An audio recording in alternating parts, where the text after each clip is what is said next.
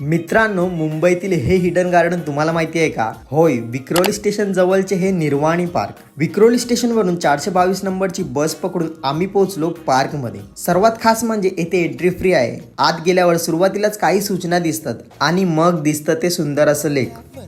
गंध पसरला ना ते मनाचे माती. लेक मध्ये अनेक माशांचे थवे दिसले, पाहून खूप भारी वाटलं. उद्यानाचं पूर्ण व्ह्यू बघण्यासाठी आम्ही चक्क ट्री हाऊस वर चढलो. हे उद्यान सकाळी 10 ते 12 आणि संध्याकाळी 3 ते 8 पर्यंत सुरू असते आणि रविवारी फुल डे सुरू असते. 1994 मध्ये स्थापन झालेले हे उद्यान हिरानंदिनी गार्डनचा एक भाग आहे. येथे फोटोशूट, जॉगिंग आणि लहान मुलांसाठी खेळण्यासाठी मस्त असं सुव्यवस्था आहे. असं वाटलं की आपण जंगलात आलो आहोत, कारण झाडच एवढी आहेत की सर्वीकडे हिरवगार निसर्ग आणि त्यामध्ये छोटी छोटी तलाव बनवले आहेत. खूपच सुंदर.